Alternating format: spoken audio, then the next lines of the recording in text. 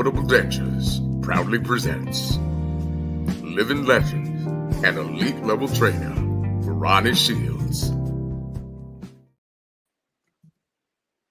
Hey, thank you, Mr. Morgan Freeman. I appreciate that. Woo, guys, it's happy Tuesday to all of you guys. And if it's Tuesday evening, that means we're visiting with the elite level trainer, the incomparable Coach Ronnie Shields. Woo! Ronnie, how are you doing this evening, sir? Doing great, man. Doing great. And of course, I could not interview our esteemed special guest without my brother, co-host James from the Boxing Source. James, how are you doing tonight, sir? Well, I'm doing good. Just recovering from the wild trip in Vegas, man. Very wild, man.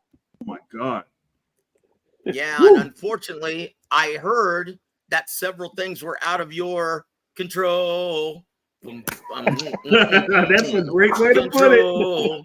Oh, I felt gutted for you, my friend, because I'll tell you what, I never got a chance to see Janet live, but man, dude, talk about a who's who of like every single song that she put out in the 80s and the 90s were just fire.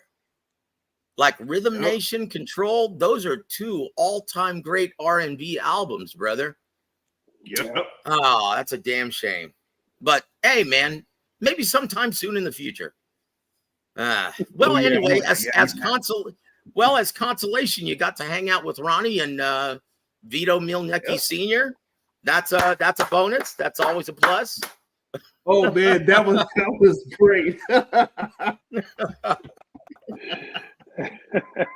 Oh man, Vito Sr. is a whole trip. I'm telling you. Yeah.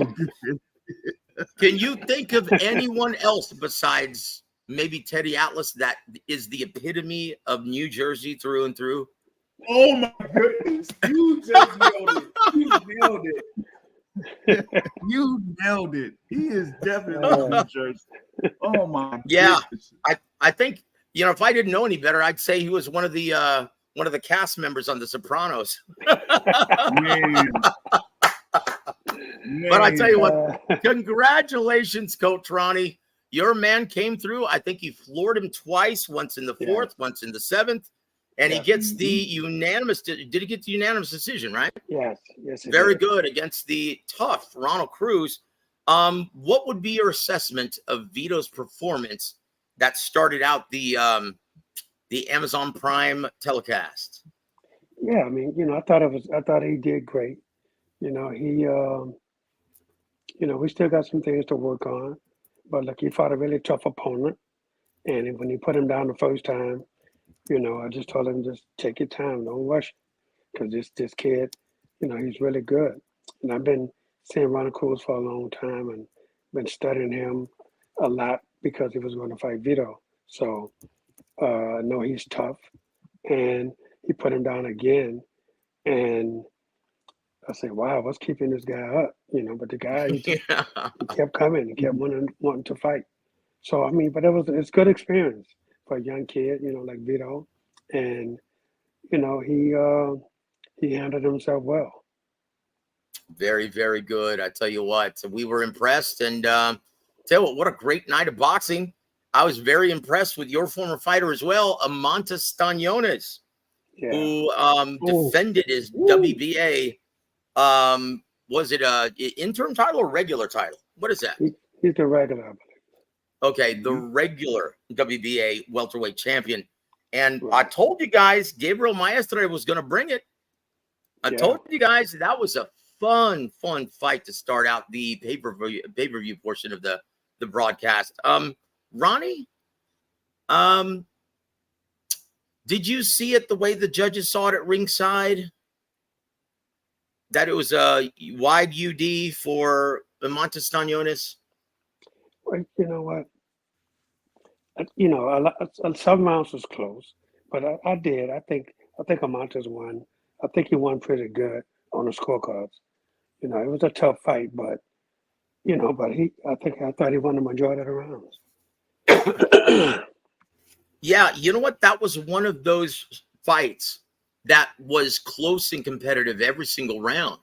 Yeah. But you could make a case that was one of the, and it points out a flaw in the scoring system, because most fans and even a lot of fighters will gauge the scoring, the scorecards as a gauge for how close it was, how competitive it was, or how much disparity there was in talent, right? Right.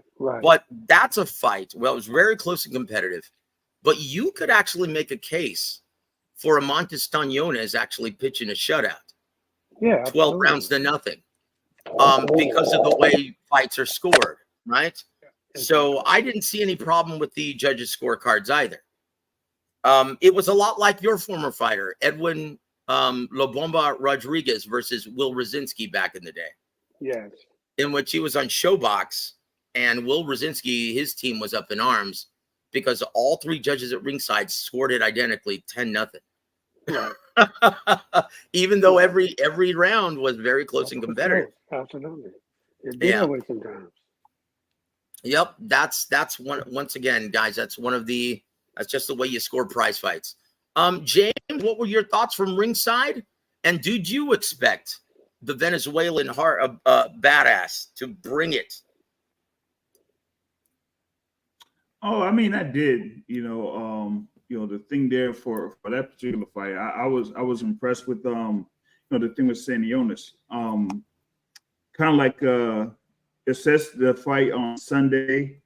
I felt like for those first few rounds, it was similar to Stanionis' fight, his last fight, actually there in Tayev, which was very good competitive fight. But that particular fight was competitive for about good 10 of the 12 rounds. Here you seem to be competitive for about half the fight, and then Stanionis just was doing much better there, while Maestre just couldn't really keep up with him at times. Yeah honestly, you were right, Ronnie. That kid's a beast. Did it appear to you, Ronnie, like it was a 2-year layoff?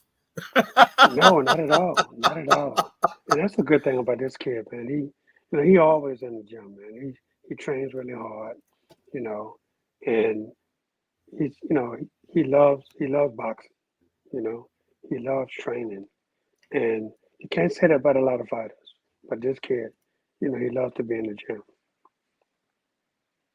Yeah, and you can tell he looked to be in great shape, and boy, he had to be against Gabriel Maestre. The old man brought it. I'll tell you what, I would love to see. Now, maybe I'm weird, and you probably won't see it because he's ranked in the WBA and he's Gilberto Mendoza's boy, but I would love to see Gabriel Maestre versus my brother, Mario Barrios.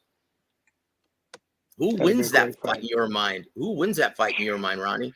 That's a tough fight. It's the same fight. Really and truly, it's the same fight. But I don't know. I think Barrios is on a roll right now. So I would have to favor Barrios.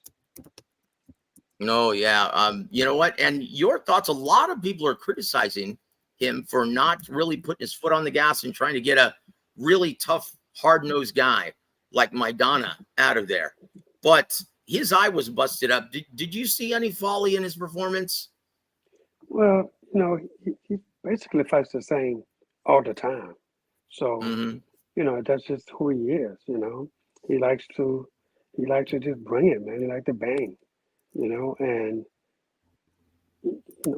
it works for him. So, he's where he's at right now because of that. Yeah, I tell you what, very, very entertaining undercard. I wish I could say I was just as entertained with the Heartbreak Kid, Brandon Figueroa, and old man Jesse Magdaleno, but I thought Jesse did very well for himself. But I couldn't believe it, Coach. I mean, I remember interviewing him in Vegas when he was just a kid. Now he looks like a viejito, doesn't he? With the white hair and everything. I was like, who is this old man coming in the ring? Oh my gosh, that's Jesse. Holy oh, jeez. But he had problems with Brandon. Brandon was turning southpaw, turning right-handed, and it was like confusing him. And the way Brandon fights, you're gonna have to stand and go toe to toe with him. There's no boxing Brandon Figueroa. You know, he's not going to allow you to just box. You know, you're going to have to fight him inside and do your best with him inside. But it's a lot of things that Jesse could have did. I thought Mm-hmm. that could have helped him, but you know, of course, you know they got their game plan, and I guess that's he stuck to it. But there's a lot of things I saw that he could have done. But you know, Brandon loves to go to the body, and he understands that you know you kill the body, the head is going to die, and he That's it. definitely killed the body. Mm-hmm. That's it. I tell you what, that was a beautiful left hook to the Beautiful body liver. shot, absolutely. Woo! Oh, you sounded like Roy Jones right there. Beautiful body shot. Woo! I tell you what, though, great card, guys. And then in the main event of the evening, wait a minute. Should we just start Fact or Fiction? What say you, Brother James? What do you think? Yeah, I think we should go ahead and run it. All right, let's do that. Floyd, please, the honors. You're back in Hey, we ain't ducking and dodging nobody. It's time for Fact or Fiction.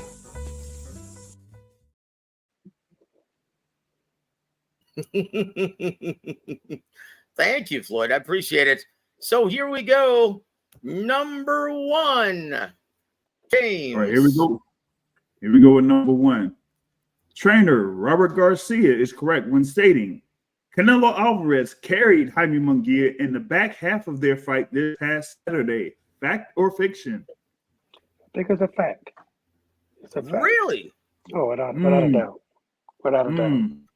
You know, when he dropped him, he had him hurt. You know, he could have continued peppering him up, but he didn't.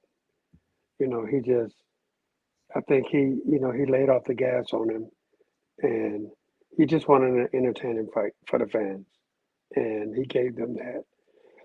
Everybody was happy. So, you know, I really believe he felt that any time he could have stopped him, but he wanted to get the rounds in and, you know, get the people, you know, their money's worth. Wow. You know, it's funny. Do you think it had something to do with him being a brethren from Mexico? Oh, without a doubt. Without a doubt. You know, I really and truly believe that he didn't want to knock him out. I mean, you know, the thing about Canelo is, you know, you could see it like at the press conferences, you know, they always shaking hand, hugging, you know, things like that. You know, he really appreciated that Jaime was there. And, you know, and two Mexicans going at it, you know, they want to get the fans a great fight, and they did that. You know, he knew Jaime was going to keep coming the whole time. He knew that. He knew Jaime was going to keep throwing punches at him. And, you know, but he was prepared for everything. He saw everything Jaime was doing. Jaime started off really well. But, he did. But then, you know, Canelo let him do it. You know, then he started pepping him up a little bit to let him know, hey, I'm the king here, you know. So, yeah, it was funny. It looked like Jaime Munguia throwing these rapid combinations very quickly on the inside, like 7-8 punch combinations at times. Yeah. And Canelo just stayed relaxed, stayed very stoic, and then let him open up. And then, oh my gosh, that beautiful uppercut, left hook, uppercut on the inside. And wow, that really got Jaime's attention in a resounding manner. I'll say put him on his ass for the first time in his career. Yeah. And he was genuinely hurt in the fourth round. Oh, he was. Woo. And go ahead, sir. No, but he was in great shape, though. You know, that's why he was able to get up and continue. But I think Canelo backed off a little bit, you know, just to, you know, he knew he had him at that point. So he, you know, and then the rest of the fight, he just did enough to win. Yeah, he could tell. You could tell visibly that from 4 on, after he got floored, he stopped using the jab as effectively, and he turned into a much more tentative version of Jaime Munguia. You know, you customarily don't see it, but that's what happens when you face an explosive counterpuncher, don't you? Oh, without a doubt. Without a doubt. Now, you've faced Canelo twice. Yep. How difficult is it to anticipate his punches coming, because he's got these weird angle punches, and they're so beautiful to like, and it's so hard to like, how difficult is that to prepare for, Ronnie? Well, it is because nobody does it like him. You can have people imitate it, but nobody does it exactly like he does. And, and it's really hard. He'll throw that right hand over the top, and, you following the right hand. All of a sudden, the body shot is coming. Oh. You don't see it, And, yeah, I mean, you gotta have 4 eyes fighting this guy. And how, oh boy, then that's an attention getter, as Jaime Munguia found out, because Ronnie, how difficult to anyone who's never stepped in the ring before, how does it feel to get hit in relaxed tissue when you don't see it coming? It hurts. Simple. It Yeah. hurts. It doesn't feel downy soft, guys. No, not at all. So we want to, but we're going to say hello to our dear friends in the chat right now at this time. And we'd like to welcome our brother Sly Tendencies. Thank you so much for supporting Ronnie on this day. Thank you for the super chat, brother. He says, how we doing, Coach Ronnie? Blessings to you and yours. Wanted to hear your thoughts on Naoya Inouye's adjustments against Luis Neri as a coach. Well, just watching from what I saw in the first round, he was standing right in front.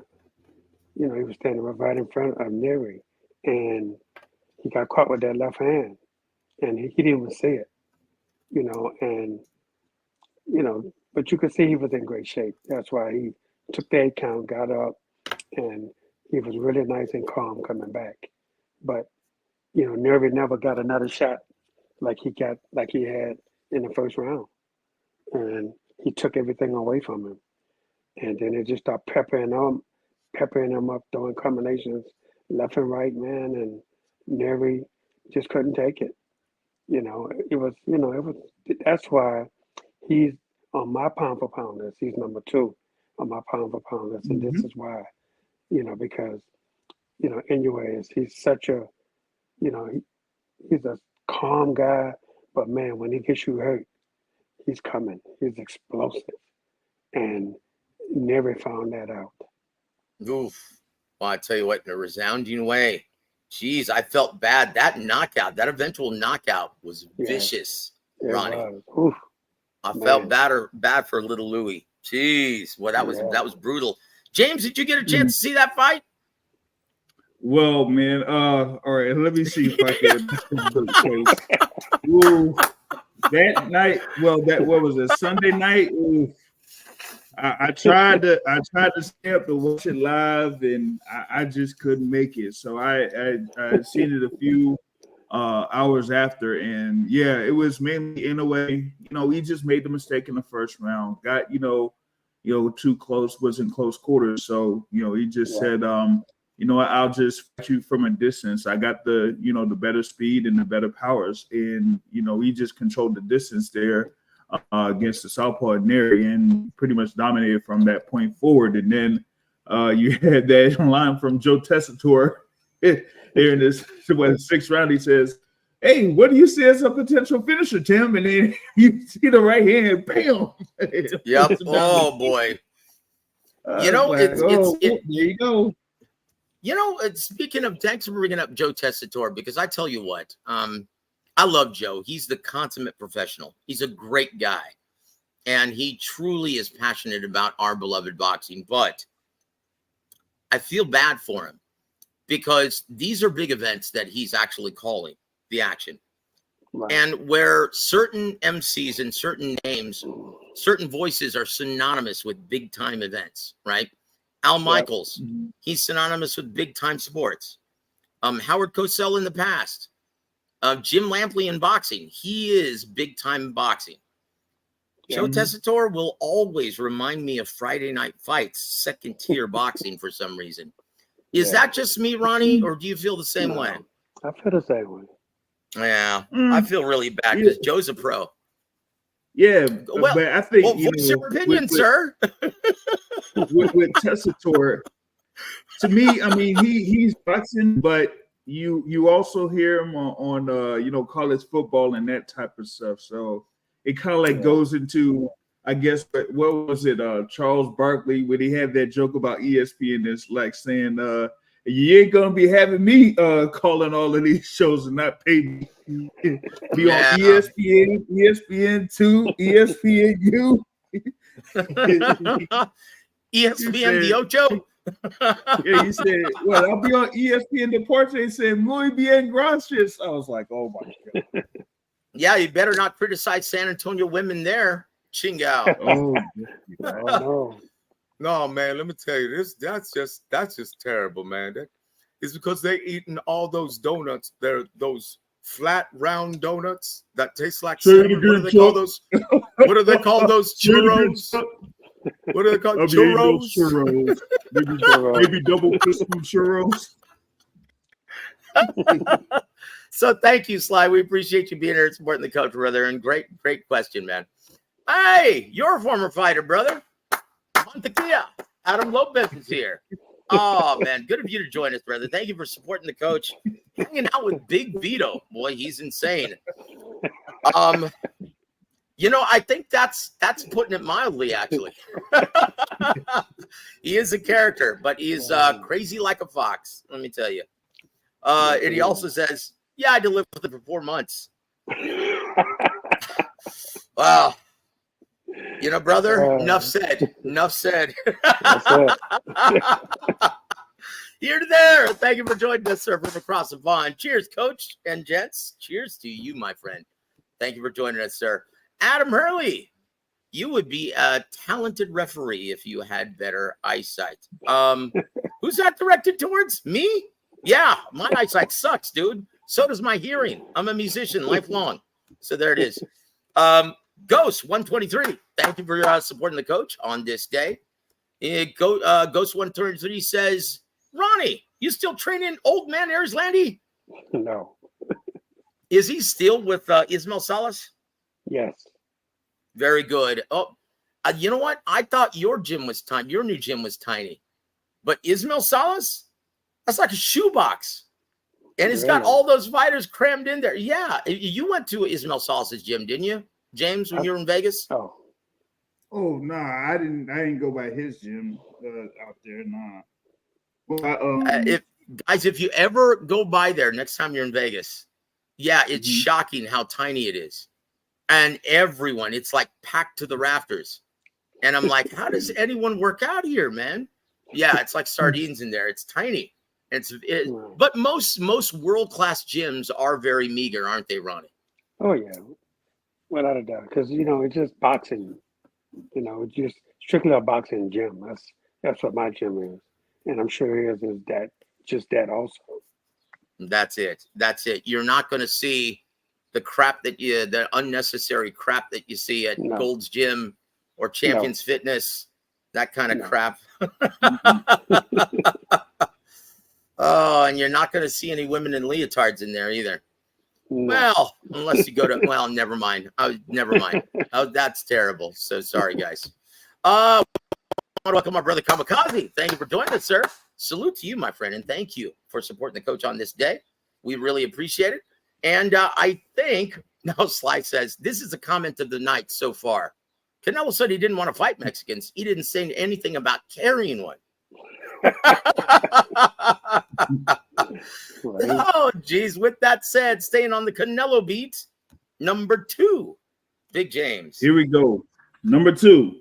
Now that Canelo is indeed a promotional free agent, he will indeed face Terence Bud Crawford later this year. If Bud is successful against Izzy Majmov on August 3rd, fact or fiction? That could be a fact. I could see that happening, especially if Terence looks good against this guy. Izzy. I can't pronounce the last name, so I'm gonna just leave it at Izzy. Madrimov. I'm a ring announcer, so I have to pronounce his stuff correctly. Madrimov, okay. But if Crawford looks good against Madrimov, then yeah, of course, it's a fight that can be built, but still people are going to be concerned about the weight difference, so I don't know if you can sell it that way, you know, because like they did with with Jamel Charlo, trying to he was pound for pound in his weight division, moving up two weight divisions, and it didn't look good. So I'm Mhm. not sure if you'll be able to sell Crawford against Canelo. I'm not sure if you can do it, but look, Crawford is not Jamel. Crawford is a different beast, Mm. and Yeah, he knows his way around the ring. So I feel that it would be a great fight. You know, I indeed. You know really, what? A lot of people feel the same way, and they always liken it more to Sugar Ray Leonard, Marvin Hagler, yeah, something of that ilk. yes, That isn't absolutely. isn't doesn't appear to be a gross mismatch. No, Because let's just absolutely face not. it. I mean, Ronnie, how good is Terence Crawford? You said that it was very difficult not to put him.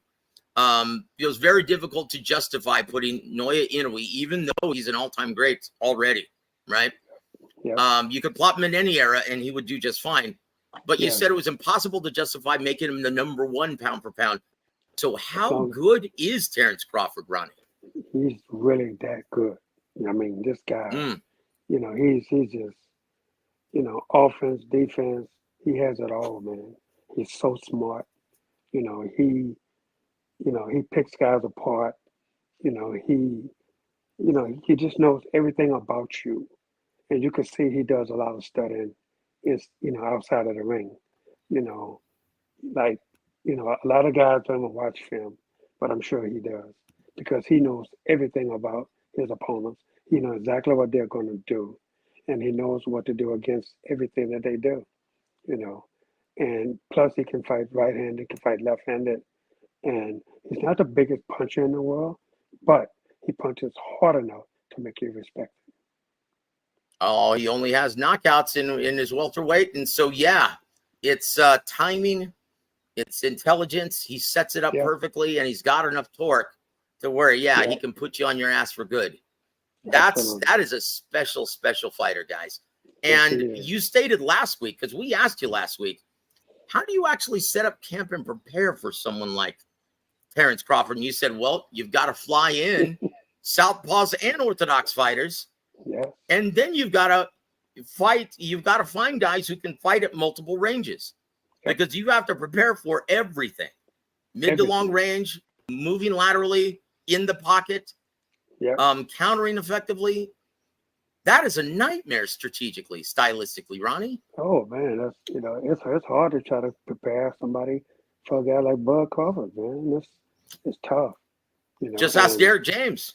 yeah, He's I've still never trying to had to collect do his it. money. I've never had to do it, against Bud Crawford, but man, I can only imagine not even getting any sleep at night trying to figure out the moves that he makes and the punches that he throws, and I mean it's crazy. Yeah, look, if Lomachenko is the Matrix in his prime, then Bud Crawford is indeed the Enigma Yes, he is. because, yeah, no one's been able to figure out and crack that code just yet.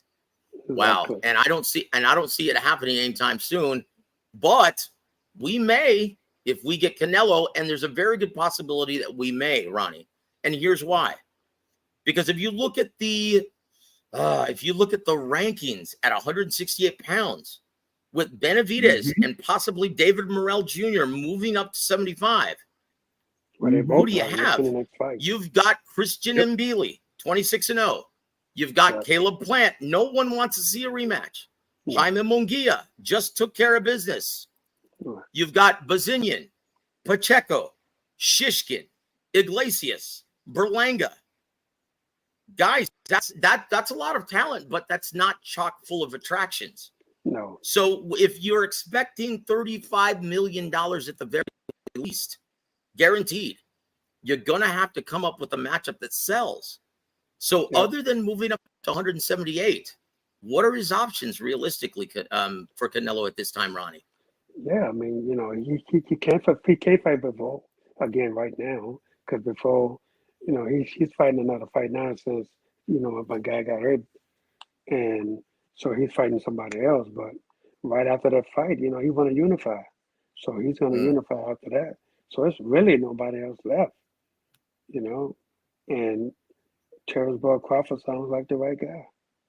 That's it, guys. And that's why Turkey Al-Sheikh, and no, I refuse to call him His Excellency. I'm sorry, guys. That's a personal thing. My apologies. But no, Turkey Al-Sheikh, with all due respect, yeah, that's the only reason why he came forward and is planning on making this fight.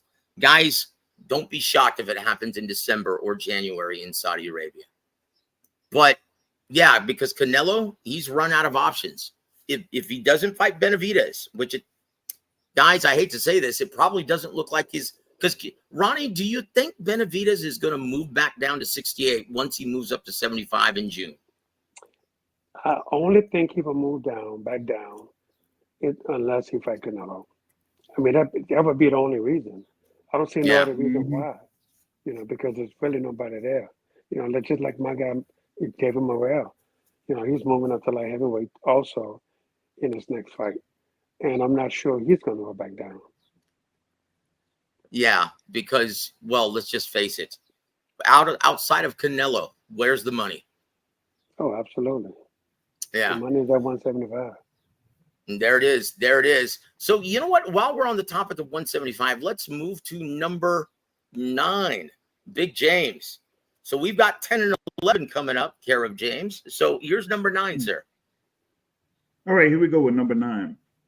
Despite positive reports, Arthur Beterbiev will not return this year to face Dimitri Bivol. Fact or fiction? I think it's fiction. I really believe, he's going to come back. And I think now it'll be later in the year that, this fight is going to happen this year. I just really feel that it has to happen this year. And, despite his injury, I'm sure he can get over it and he'll have enough time. And maybe it may happen late, maybe November, December, but I really believe they will fight by the end of the year. And I just spoke to Iceman John Scully on Monday afternoon, and he gave us a very positive report saying that, yeah, the prognosis is we're anticipating him coming back and making a full recovery within 4 months. Apparently, he just had surgery today for it, or maybe it was last Tuesday, to repair a torn meniscus. Oh, yeah. That's a case-by-case basis in terms of recovery time. Yeah. But and he's 39, coach. But yeah, he's an athlete though. Yeah, he's an athlete. He's not Joe Sixpack, right? No. Or Joe Herron. Jeez. Oh, anyway, so you do see him coming back because that's what John Scully said. He said, no, this fight will happen by the end of the year. I believe so. In fact, you may see a doubleheader in Saudi Arabia. Arthur Beterbiev, Dimitri Bivol, and then the main event of the evening, Canelo Alvarez versus Terence Bud Crawford. Wouldn't that be something? That would be great. That would be great. Woo! I tell you what. So we're going to bolt back down to I'll tell you what. Let's stay right here. Number 11. All right, here we go. Nayo Inoue should have the same sentiments to Turkey Al-Sheikh as Tank Davis does and refuse to be part of Riyadh's season because he gets enough money fighting in Japan. Fact or fiction? That could be a fact. I could see that being a fact. This kid is in Japan. He's a superstar in Japan. People pay to see him, with the television, and I'm sure he's getting a cut of the gate, so he really probably don't need to go to Saudi. He probably don't need to go there, because he's comfortable at home, and guys don't seem to have a problem going to Japan to fight. So the money must be pretty good for him. So, yeah, but, I guess it all depends on who they would want him to fight in Saudi. Yeah, that's true. Go ahead, sir. I'm sorry. No, I just think the money, I mean, all fighters, of course, want the money, but he's making a lot of money in Japan, probably just as much as they would pay him to go to Saudi to fight. And it probably would be against whoever, whoever he feels it would be worth it for him to go to fight in Saudi Arabia, not in Japan. So, but I'm not sure he would want to leave Japan. Everything is there for him. He got fans there, he got family there. Why go all the way to Saudi Arabia for that? Yeah, you know what? He's got everything there. And, I will say this. Sean Porter is one of the nicest guys you'll ever meet in this business. He always has been. Kenny, that's another story. And I love Kenny, but that's another story. But Sean is one of the more, just like you, Ronnie, he's one of the more affable guys that you'll ever meet in boxing. Very agreeable, very kind. But unlike you, doesn't know all that much about the business, because his statement of, in a way, has to come to the States in order to be a big star, that's seemingly a little ridiculous at this time now, isn't it? Without a doubt. I mean, look, this guy is number 2 pound for pound fighter in the world, and he's proven that, so, what, come to the United States and fight Lewis Nery again? He just knocked him out. Who is he going to fight that he's not going to knock out? It don't matter if he knock him out in the United States of America or in Japan. It doesn't make a difference. Yeah. It doesn't make a difference. Let's see. Let's compare the two crowds, right? Bam Rodriguez, Sonny Edwards, unification bout, right? That was in front of 4,100 paying customers in Glendale, Arizona last time. Right. Compare that to 55,000 in the Tokyo Egg Dome. I'll take Tokyo any day of the week. Indeed. So, yeah, that's sounding a little ridiculous, but Sean, we still love you, brother. Yep. You're a hell of a nice guy, man. Hell of a nice guy. Is. And a great fighter. And there it is. So with that said, let's do we didn't do this one with Canelo, did we? Oh, well, let's while we're on Noi Inoue, let's do this, right? Number 4, Big James. Yeah, here we go. Despite demands to see a showdown with Tank Davis, pound for pound king Noi Inoue will not compete any heavier than 126 pounds. Fact or fiction? I think that's a fact. Look, this kid, man, he's not a big guy. I mean, they're trying to put this kid up all the way up to 135, man. He's too small. There's nothing you can do to build him to 135 pounds.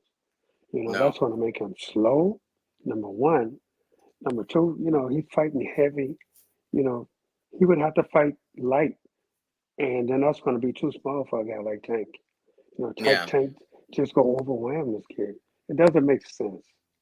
And, the old saying, if it don't make money, it don't make sense. And there it is. Well, it would make money, but in this case, I don't think it would make money. Because I think people would realize that he's too small. Yeah, look, when you make Tank Davis look like Andre the Giant. Yeah, something wrong. Something is wrong. Because, you put them two side by side with each other. Oh my gosh. He made Luis Nery look big. Yeah, he does. He did. Yeah, he looked really small against Luis Nery. Yeah. Absolutely. Yep. And Luis Nery's what, 5'4" on the good day? Yeah.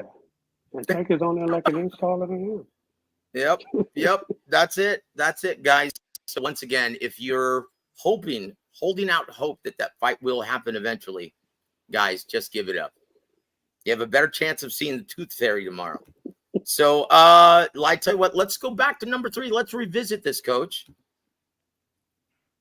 All right, James, here we go. Please. With this victory, Canelo cemented his legacy as the greatest super middleweight of all time. Fact or fiction? Now, hold on, Ronnie, before you actually say anything, I can see it already. So this is what we took into consideration when I was making this fact or fiction. It couldn't be someone using 168 as a mere pit stop to 175, right? Because let's just face it, Roy Jones Jr. and James Toney did not. How many fights did they have at 68 collectively? Not many. Not many. So No. yeah, we're talking about your best weight class and you competing for a substantial period of time. That's what we considered. And so the two, I guess, most prominent and most widely revered 68 pounders of all time, because it's a relatively new division. What are it start in the 80s, right? Yep. And so when you consider that, it's either Andre Ward or Joe Calzaghe. Andre Ward, baby, all day long. So how do you think a matchup would look between Andre Ward and Canelo Alvarez? Andre Ward wins an easy decision. It's that jab, isn't it, Ronnie? Absolutely. Everything. Uh-oh. We lost James. Well, hopefully we get him back sometime soon. He probably had to take a call or something. He's a busy man. But and we appreciate James here on the show. But yeah, you know what? What would have happened if Joe Calzaghe had fought Andre Ward? Obviously, he was a middleweight and he was just coming into the sports, not on the same level yet. No, absolutely not. But in a pound-for-pound mythical matchup, who wins then between Joe Calzaghe and Andre Ward? Andre Ward wins easy. Easy. Wow, it's that ring intelligence, that jab. Yes, and when Joe Calzaghe would try to tie him up on the inside, oh, he'd run into some problems. Now, you had to prepare Edwin La Bomba Rodriguez for Andre Ward. And Sakio Bika. And Sakio Bika, that's right. I'm sorry, I forgot about that. You're right. Yeah. And how difficult is that in the inside? Because I remember speaking with Edwin about that. He was like, you know, it's like almost like you feel like he's going to tie you up and hold you, and then he hits you, and he's not tying you up anymore. It's really weird when you fight Andre on the inside. You concede to the clinch, and then he cracks you with a 1-2 down the middle. And it's like, well, wait a minute, what just happened here? I had nightmares, man. I had nightmares trying to figure out a game plan how to beat this guy. I mean, oh boy, it's unbelievable, man, how good he was, man. You know, and he's just so smart, and you know, it's nothing you could do with this guy, man. He was just that good, you know. And you could prepare, and you know, and when I had Sakio Bika to fight him, Sakio was this big, strong guy. I said, oh man, Sakio will knock this dude out. I just know Sakio gonna catch him with something. No way, couldn't catch him with anything. I think in one round, Sakio, he caught him with a good shot, but Andre bounced right back. You know, I said, oh my God, it's a nightmare.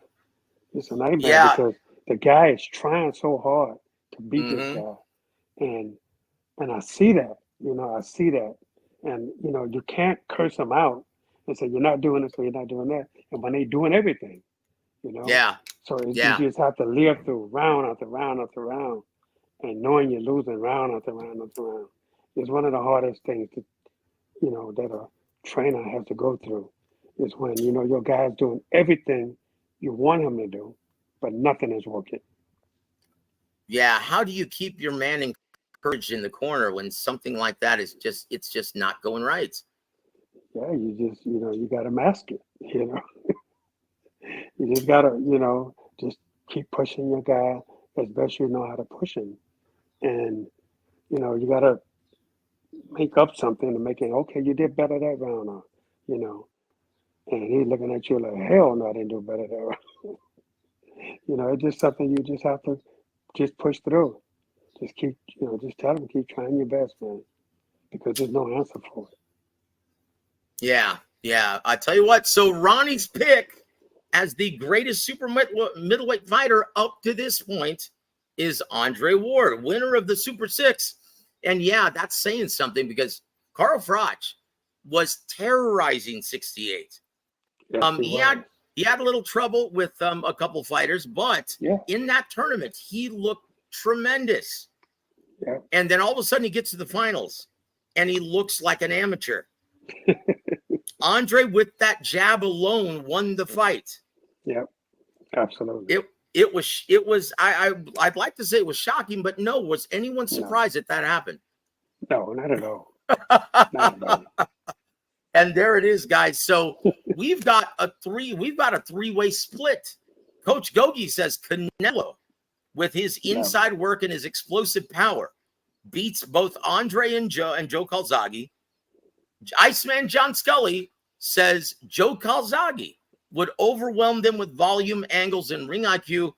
And Coach Ronnie insists that Andre would outclass either one of those guys.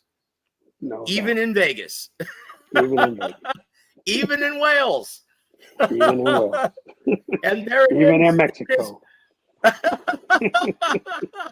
And there it is, guys. So I tell you what, you guys be the judge. And I know everyone. And I saw your comment, brother. And I'm going to pull this up real quick. I'm going to jump the line real quick. Trollmaster Mike, Roy Jones greater. No, look, guys. Guys. That's, once again, he's a light heavyweight. He made his bones at light heavyweight, guys. So you're not going to say that Roy Jones Jr. is the greatest junior middleweight of all time, because that's where he started his career, right? Because how many fights did he have there? Maybe 3, 4 rounders. So guys, come on. So, but yeah, that's the reason why, sir. So hold on. Let's finish saying hello to our friends in the chat. I want to say hello to Mr. Garcia. Welcome to the show, sir. We go Sam Goodman next for the monster. Well, look, line him up. Ronnie, what does he do? Well, you just step in the line and you'll fall right out. Yep, there it is. Like do you see anyone defeating this beast at 122? No, not at all, man. I just don't see it right now. You know, look, I can be wrong because I don't know everybody. But, you know, but when you look into that top 10 right now, no. Look, Nonito Donaire recently stated, and I love Nonito. He's such a great guy. He and Rachel both. They're good people. And he fought and was beaten soundly by Guillermo Rigondeaux. And you were in the corner that night. Yep. And he insists that Noi Inoue is the best fighter he's ever faced because he prevents so many different looks at you. Yep. But I will say this, though, a lot like Guillermo Rigondeaux, short, compact shots you just don't see coming. It's such a short distance that he gets so much leverage on his shots. Like, how did Guillermo Rigondeaux do that with that beautiful left-hand missile, that Cuban missile right down the middle? Yeah, he did, man. He popped that thing out. You never see it coming. So he, you know, he hit you with something, and you know he's gonna knock you out. But you know, but anyway, you know, this guy got thunder in both hands.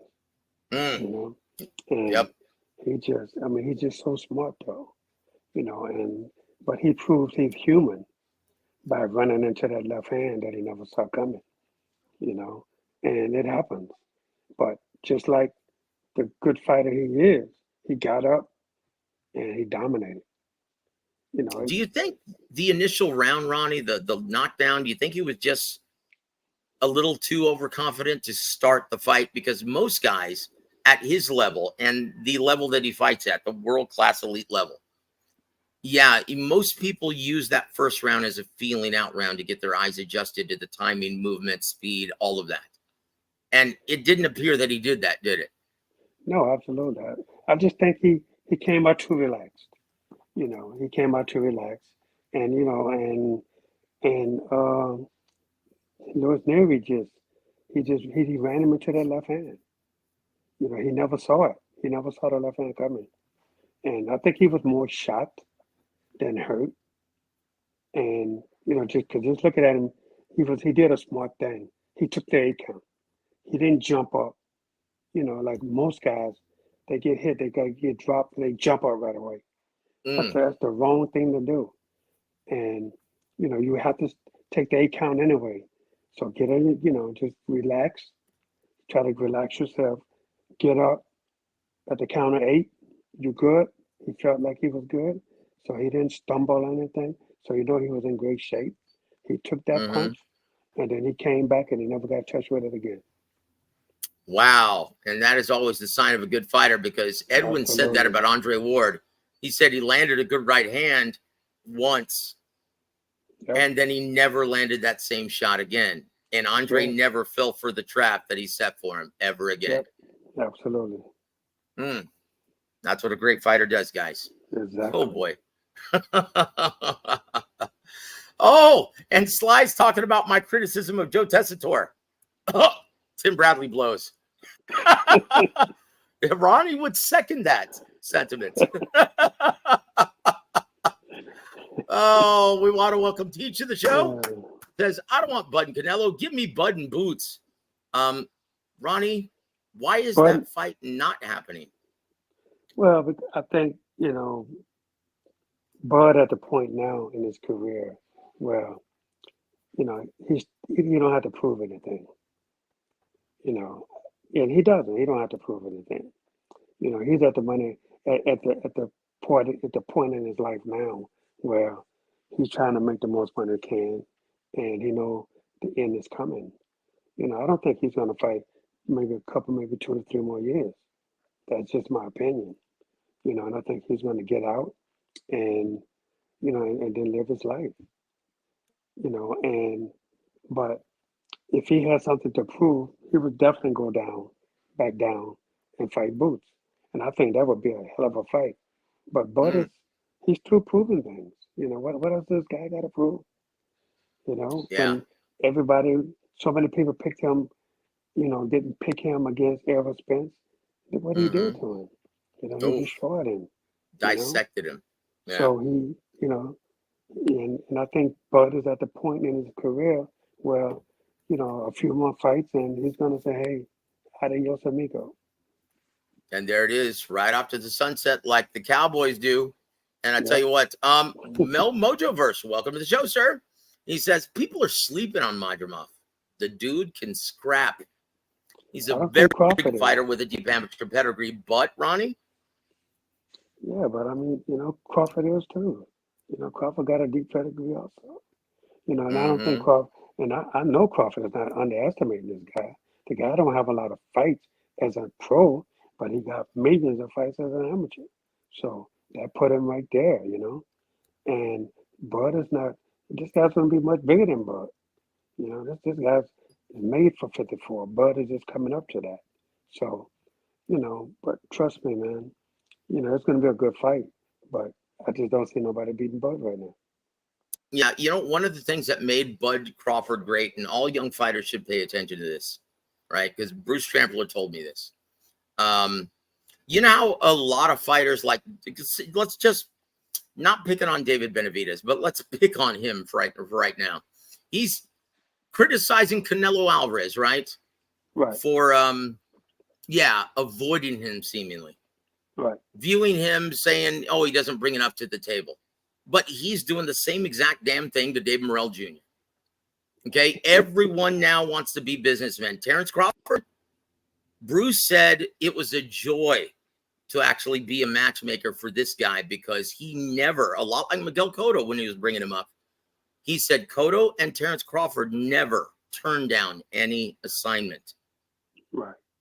And the rest is history, guys. That's why both guys are legends and one of them's in the Hall of Fame, one of them's a surefire Hall of Famer, right? Absolutely. Let that be a lesson to all of you young fighters.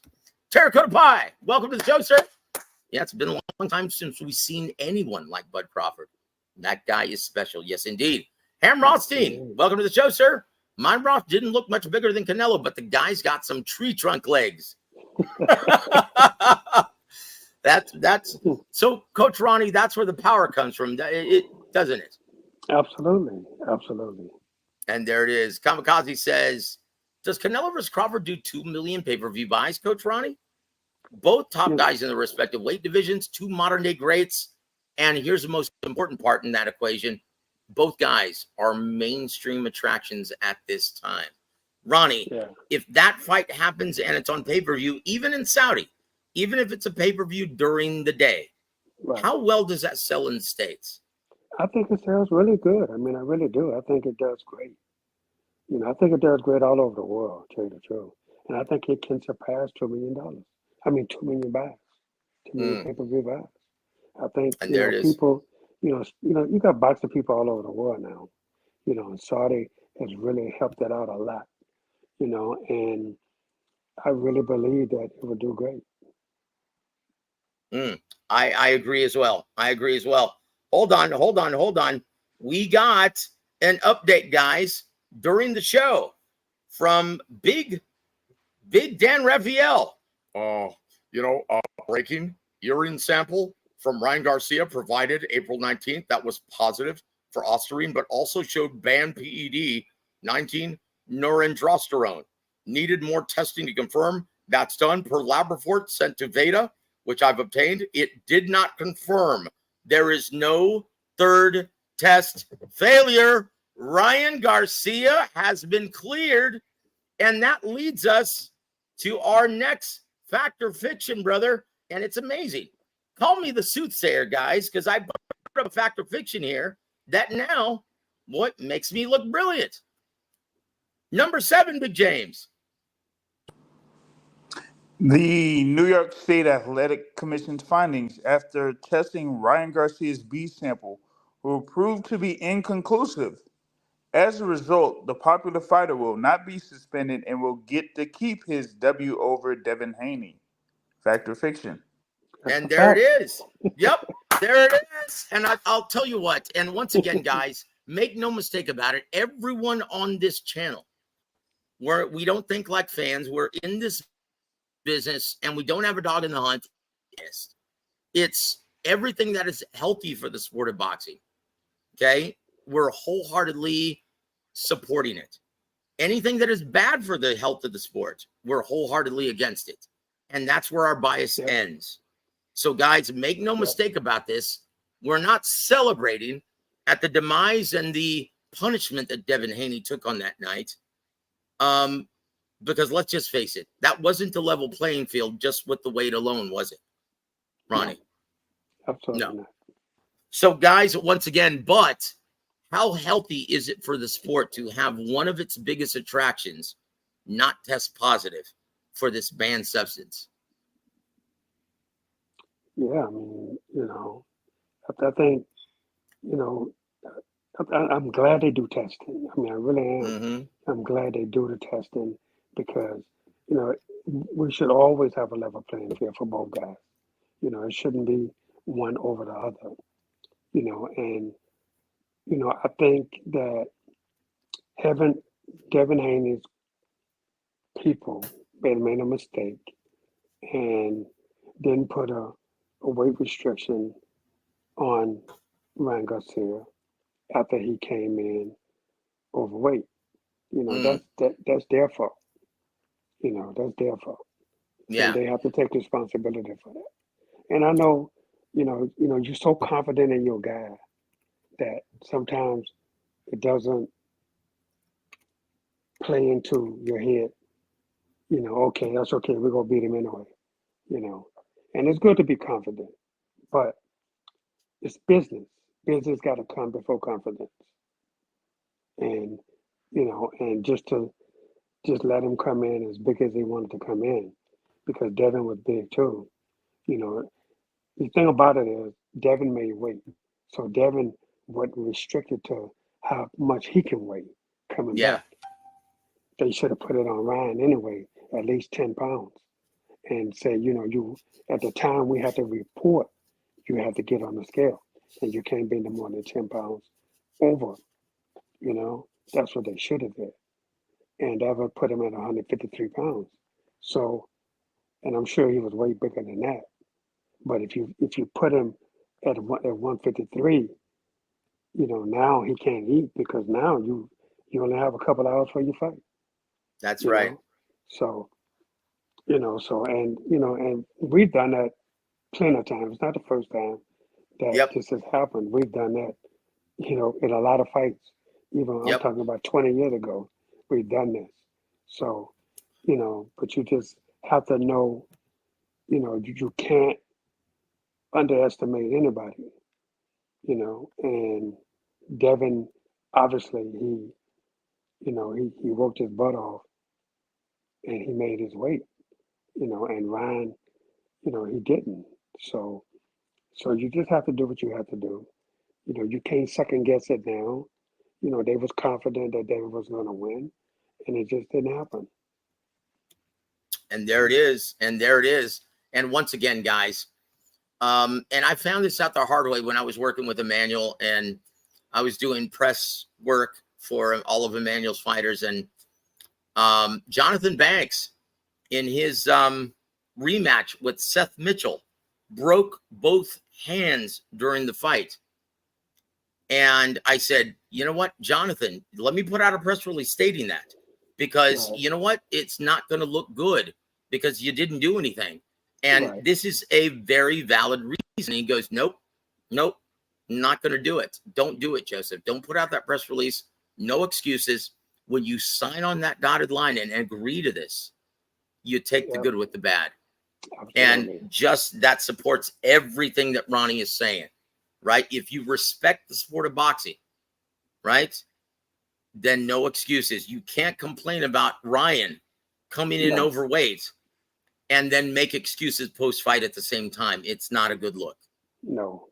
Yep. So Ronnie, the wise sage, once again, everything he's telling you is absolutely right on the money. Adovru Ordra, welcome to the show, sir. Salute Joseph, James, and Coach Ronnie. Man, Berlanga liked to run his mouth about Morrell behind his back, but when he's in front of him, he kept quiet. What a kitty. Well, you could also say, what a willow. Yeah, right? I prefer the willow statement. So that leads us to our next fact or fiction, number 10. Big James. Edgar Berlanga will pay for acting like a madman, going at it with Caleb Plant, and talking trash to David Morrell Jr. Fact or fiction? Oh, that's a fact. He can't beat either. He can't beat either guy. He can't beat either guy. He can't beat Caleb, and he damn sure can't beat David Morrell. He's all talk, man. This kid is all talk. They trying to build him, which is good. They trying to build him, but no. Now that Morrell has decided to go up to 175, they made Berlanga as the mandatory for Canelo. Yeah, right. You gonna get Canelo fight? Not. Woo! Not gonna happen. I love it. And you know what's funny? He actually thinks he's a big star, Coach Ronnie. Yeah, he does think he's a big star. In what universe? Well, he's in his own universe. Because nobody else thinks that. Oh, gee, Wawa, man. Oh, my gosh. I swear, prize fighters these days, Ronnie, what are we going to do? But I will say this, just to give someone, because he actually genuinely thinks that he's going to get Canelo next. Of course. Because Canelo's a free agent. But realistically, though, how would a fight between Dave Morrell Jr. and Edgar Berlanga, how would that look in your mind? You saw the fight with Tina Becko, right? A lot easier. Oh, my gosh. You know what, Coach? Would you even have to watch fight tape for that one? Or do you already see it playing out in your mind? Well, I already see it playing out in my mind, but still, I watch anyway, regardless. Of course. You're a pro. Yeah. You're a pro. So I bet you're sickened of watching fight tape lately, aren't you? How many different fighters do you have that have dates coming up? Well, in the last 3 weeks, we've had 5 guys fight in 3 weeks. Okay, very good. So that's reduced it to about 7? Yeah. Now we got about 7 coming up. Speaking of which, how's our boy Philip doing, the Croatian sensation? How's he doing? Philip is doing great, man. He's doing great. He's excited. We have to go to Saudi for 2 weeks, and I'm looking forward to that. And Philip is doing great, man. He's this guy. He's the animal. He trains really hard every single day. I don't have to worry about the animal. I know he's going to show up. And he's not worried about getting that bag, is he? Because it's going to come if he puts in the Oh, work, yeah. right? Without a doubt. Ah, jeez. You know, his wife just had the first kid. He has a little girl, and so we congratulate Congratulations. him for that. Congratulations to the Croatian sensation Filip Ergovic for having his first girl. Wow. Congratulations. I tell you what, that's even more motivation, isn't it, Ronnie? Oh, without a doubt, man. This kid, he you know, Philip works hard, man. He's one of these guys, man, that he doesn't care who you put him in with. He'll fight anybody, anywhere. You know, he's that confident in his own boxing abilities, and I love that. You know what? Let's go to our resident beat writer, the incomparable James J.R. Bell of the Boxing Source. And guys, if you haven't already, please go bookmark theboxingsource.net. James, what do you say? Because all market indicators and the way this was tracking, right, on fight nights, the way it appeared during fight week, all market indicators point to this pay-per-view for PBC Amazon Prime being a stark success, a big commercial and critical hit. And then that's on the cusp of just 2 weeks after a huge commercial and critical mainstream hit in Ryan Garcia, Devin Haney. James, in terms of business, would you say that boxing is now trending towards the mainstream now? No, it's looking like it, and that's a good thing for the sport. And well, that kind of leads into what will be happening later this summer, and shows that is going to be the biggest event in boxing history on July. Oh, July? Yeah. Oh my gosh, Mike Tyson versus Jake Paul. Ronnie, do you think that Jake Paul is having buyer's remorse at this time after seeing some of the Mike Tyson training footage? Oh my gosh, the old man is taking this seriously. Do you think he's having some buyer's remorse at this time? I don't know, man. I saw him in Orlando last week, and he's put on a lot of weight. But you know, you're talking about Mike or Jake? No, I'm talking about Jake. Jake has put on a lot of weight. Oh boy. Yeah, but he put it in the wrong place. Oh boy. Oh boy. You know, look, man, Mike Tyson is still Mike Tyson. He could be 90 years old. He's still Mike Tyson. I love it. I love it. And I tell you what, guys, I think he's underestimated Iron Mike. I really do. And once again, guys, this is a guy who's been to the pinnacle. He's been to the top of Mount Everest in terms of boxing. Whatever you can accomplish, he's done it. And whatever fame and fortune that he's accomplished through boxing, he's done it. Everything that Jake Paul is aspiring to become, Mike's already been there. Oh, yeah. He's forgotten more about this sport and this business than Jake Paul will ever know. Absolutely. And so I think he's starting to recant and kind of, maybe this is a bad idea. Well, hey, brother, too little, too late, brother. Woo! I tell you what, we're going to see it, though, July 20th. Oh, and come on, Mike. Come on. This will be like Christmas in July if he knocks out Jake Paul. Won't it? Oh, without a doubt. And James? He's going to try early. James, would this be would we see dancing in the streets here? James, are you still with us? Well, I'll tell you what. We'll move on. Yeah, I think it will be. Yeah, it'll be a celebration for sure. Oh, outstanding. Do you have any questions right now or anything you'd like to bring up for our beloved coach, Ronnie? Nope, that's all for me, at least for now. Very good. We still have a couple factor pitching left. We want to say hello to our brother, Lance Meyer from St. Paul, the capital city, Minnesota. Thank you for joining us, sir. And thank you for always supporting the coach every Tuesday, sir. And, TBH, The boxing historian, welcome to the show, sir. And thank you for supporting the coach on this day. He says Crawford will beat Canelo.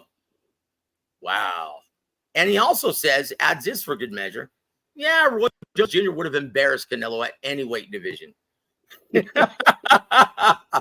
Coach, what do you have to say about that at 168? Roy Jones Jr. in his prime. Yeah. I think Roy wins easily. I do. I think that's why everybody had everybody comes at a time when it's their time, and Roy had his time back then. Canelo has his time right now, and somebody else is going to have their time later on. It just goes round in a circle. Now, Coach, you had the privilege and the honor of being a part of a camp and a team and the chief second for a lot of special fighters. I mean, you've been through so much in your illustrious career. And how many fighters, though, would you say that you would stack up next to a prime Superman, Roy Jones Jr.? Not many. But Roy was something else in his day, man. Roy was perhaps one of the best fighters ever. And he's going to go down in history as that, And there's not many fighters that could have touched Roy in his prime. Not many. Oof. Yeah, boy, that guy was special. And honestly, now obviously I don't have the same tenure of someone like the incomparable Ronnie Shields, right? But in my lifetime, as a fan, as a writer, as someone who's been in this business, I don't think I've ever seen his rival. Not Floyd, not Manny. Roy was something else in his prime. I've never seen a big attraction like Roy be as avoided as he was. Because let's just face it, guys, as good as Canelo is, once again, I'm not knocking Canelo. Everyone is standing in line hoping to get that big Canelo payday, as was the case with Floyd. Even if it meant if they lost, they weren't going to get embarrassed. But Roy, you might get embarrassed. Yeah. And it might spell the end of your career, right? And that's how good Roy was, guys. Yeah. And once again, there's no shame in losing to someone of Roy's caliber, but that's not the way the fans perceived it. But yeah, Roy was special, guys. James, in your lifetime, have you ever seen a fighter as special as Roy Jones Jr. in his prime? Nah, not really. He, was a very athletic fighter, very fast, and had very quick speed, and that's what separated him from a lot of other fighters around this time. And my thing was I just wanted to know how he would have fared if he just stayed at heavyweight after his win over John Ruiz. Oh, geez. I tell you what, man, he should have retired after the John Ruiz victory. Oh, boy. So, Ronnie, you know a lot about this, though. Why do fighters, because you didn't have this problem, right? You retired from the sport. You didn't let the sport retire you. So why do fighters? I never retired. Yeah. I quit. Yeah. Well, pardon my French. My apologies, sir. But yeah, as a prize fighter, put it that way. Right. Yes. Okay. So, why do fighters insist on hanging around a lot longer than they should? A lot of it has to do with ego. Ego, and then so much of it is money. Because they see themselves and they see people paying all this money for pay-per-view and to just watch, and then they become a big draw, and it's hard to walk away from that. It's really tough to walk away when somebody throws some big money at you at that time. And back then, everybody was throwing big money at you because you was the draw. Roy was the draw back then.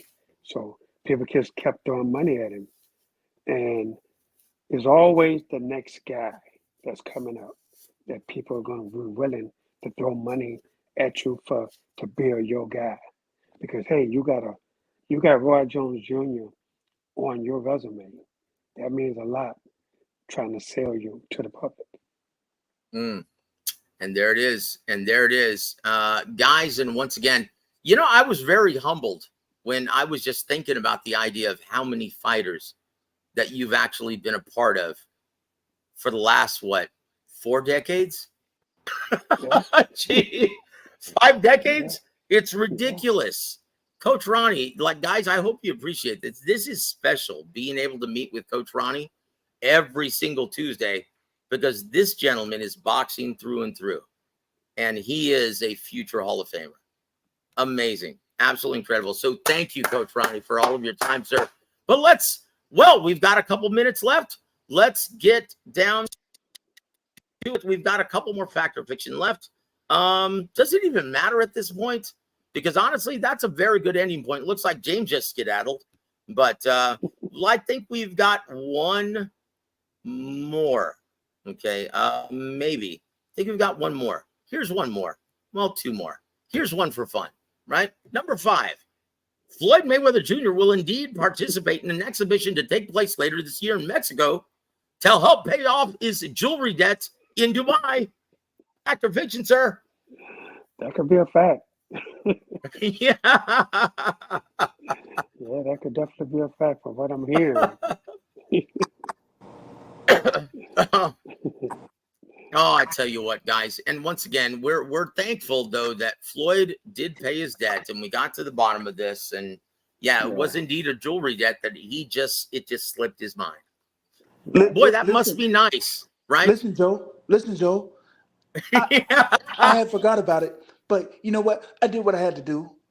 I paid him, and I'm coming back home. Listen, I'm gonna have a great party over in Vegas, for all my people, and then I'll have this exhibition, and I'll get even more money. Well, James, I have only one thing to say to you. What have you done for me lately? Bum, ba-dum, bum, bum, bum. Ooh, yeah. Oh, my gosh, man. I can't believe. Dude, that is terrible, brother. I felt sickened for you when you told me about that. So then, as small consolation, right, you were forced to attend the Tank Davis, Frank Martin, David Benavidez. Oh, yeah, that press conference, right? Look, Ronnie, why, remember back in the day when you first got into this business and you attended a press conference, you dressed up, you wore a suit, you looked dapper. Yeah. So what the hell? Ronnie, why do they look like they just rolled out of the bed now? Well, because they don't think it matters now. They just think people want to see them, not how they look, and, I guess as generations go on, things change. So that's the only way I can see it. Well, I tell you what. Muhammad Ali, did you ever see him in any public setting wearing his pajamas? Absolutely not.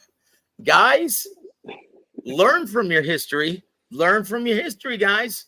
Once again, we're standing on the shoulders of the great men who made this business what it is today.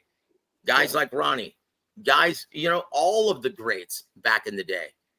We would be wise to learn from all of them. Once again, final fact or fiction for the day, sir. All right, here we go. James. This Saturday on ESPN, we will not see the Loma of old when he takes on George Kambosos Jr. for the vacant IBF title at 135 pounds. But an old Vasyl Lomachenko. Fact or fiction? I think that's a fact. Boy. I think Lomachenko, he realizes his age. I mean, come on. He's, he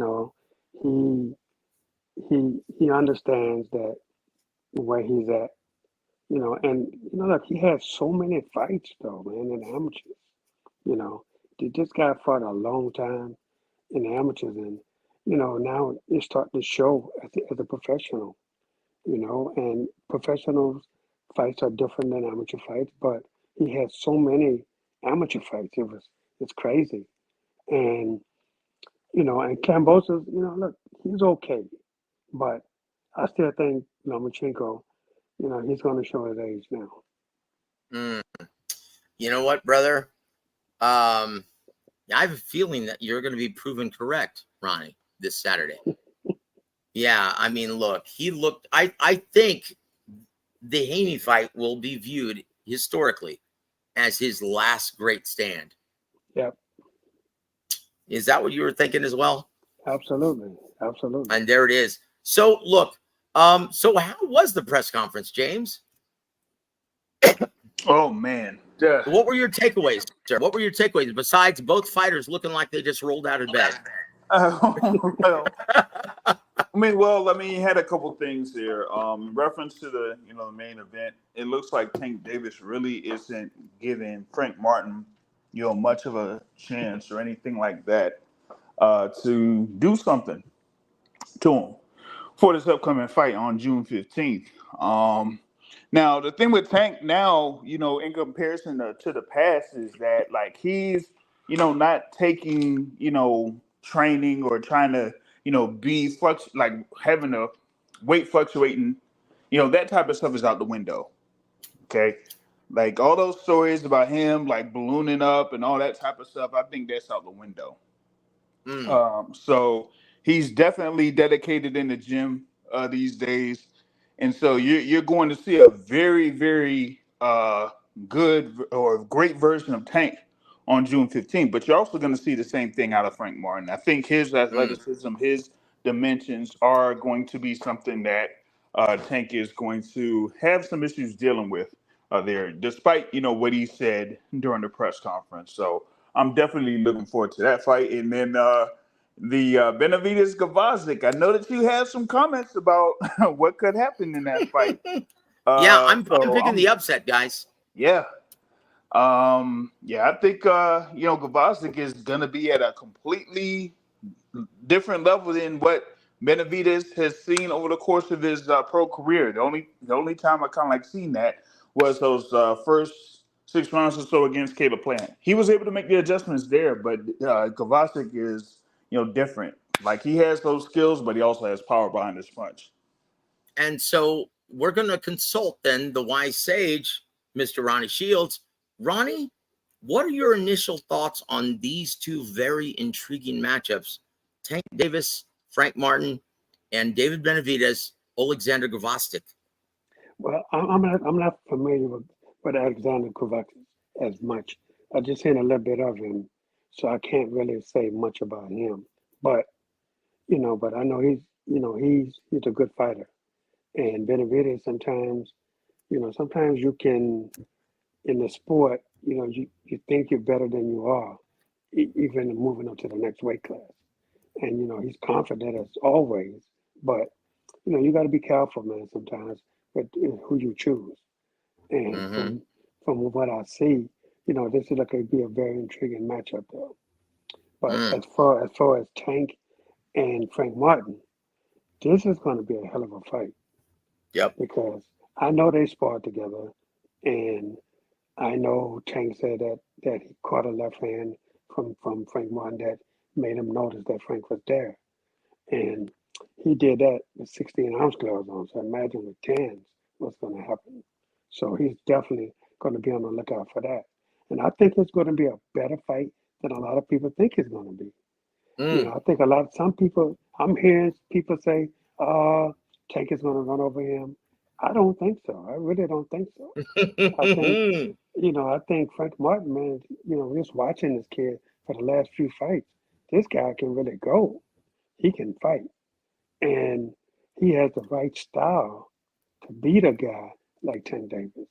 Not to say that he's going to do it, but I'm thinking it's going to be a lot better fight than a lot of people are thinking. Indeed. I wholeheartedly agree. Now, D-Ray live on the drive. Welcome to the show, sir. He says, put Coach in the hall. Yep. And there it is. We love you, Coach. Hey, Joe. James, go ahead, sir. The thing with Frank Martin, right? I think a lot of fight fans and other people are like looking too much into his fight against Artem Harutyunyan and completely forgetting about his performance against Michelle Rivera. Yep. That one, he was just clicking on all cylinders and just overwhelmed Rivera. And I think people got to look into that particular fight a lot more to show or to see how hold skilled on. he is. Which one came first? Was it Harutyunyan, then Rivera? No, it was Rivera first. Okay. Yeah. Well, Harutyunyan, he used a lot more lateral movement. He was actually he forced Frank Martin as the A side to take the lead. And I think this is a brilliant job of matchmaking because let's just face it, Tank Davis is going to try to force Frank Martin to do the same thing. Yeah. He's going to force him to take the lead. And so you look at his fights against Jackson Martinez, Harutyunyan, Michelle Rivera, in which all three he was forced to take the lead. He's added that new wrinkle to his arsenal. Guys, this is a complete fighter. And Coach Ronnie is absolutely right. This will prove to be Tank Davis's toughest test to date. I have no doubt in my mind. Speaking of toughest test to date, Coach Ronnie, in the final 2 minutes or 3 minutes of the show, we're going to leave you with this mythical matchup because of the dust-up in Vegas between in the immortal words of Teddy Atlas, how he pronounced it, Oscar De La Hoya. De La Hoya, Oscar, the Golden Boy, and Canelo Alvarez. There are a lot of people who insist that Canelo would have put Oscar on his ass and would have whooped his ass at 54. And I just don't see it, Ronnie. What are your thoughts in a mythical matchup at 54? Canelo versus Oscar De La Hoya, the Golden Boy. At 154, I would have had to go with Oscar. I think, Oscar's length would have been too much for Canelo. Oscar's long, man. He got long reach and he could punch. So I think he would have had to respect that too. But I just think Oscar, and Oscar threw a lot of punches. For a guy as tall as he is, at that weight, he threw a lot of punches. And he could punch. Oscar was a decent puncher. So I just think Oscar would have been too busy for a guy like Canelo. He wouldn't let Canelo sit back and counter everything. He would have made Canelo be on defense so much. Yeah. You know what? I second that. So why? Well, we already know why. The Canelo fan. Yeah. That's a lot. I don't. Well, anyway. Go back to previous episodes that don't include Ronnie Shields to find out exactly what I think of the Canelo diehard fan base on Twitter. And there it is. So I can't even see that being, look, say what you want about Oscar right now, but at 54, he had the speed that killed, that left hook, that jab, much better footwork than Canelo. I'll take Oscar all day long. Yeah, I would too at 154, definitely. Yeah. Now, at the puffy version of Oscar De La Hoya at 60, I'm not so sure about that. No, yeah. I don't think Canelo would have had any problems at 160. Yeah, and that's it. James, your final thoughts of this show tonight? And anything that happened in Vegas that you'd like to bring up? No, that it was like I said, a very eventful weekend in Vegas, man. A good night of action out there at T-Mobile Arena. People almost got like hit with the wind after everything was over. But mostly people were safe. So at least people were safe there late Saturday night. But a great experience overall there in Vegas. Indeed. I'm glad you were there to partake in everything. I'm glad you got to spend time with our beloved Coach Ronnie and the insane Coach or Vito Sr. Oh man. Oh man. Woo! What a character. What a character. I tell you what, Mm. boxing is filled with him. And I tell you what, James and Ronnie, you guys, I tell you what, you guys are real professionals, and it's a joy to share the air with you every single Tuesday night. Coach Ronnie, your parting shots for our listening audience, sir. As always, you can follow me on Instagram at official Ronnie Shields. And there it is, guys. On behalf of the great J.R. Bell from the Boxing Source, and on behalf of the living legend, Coach Ronnie Shields, I'm little old Joseph Herron. You're listening to War a Week Boxing. Have a great evening, everybody.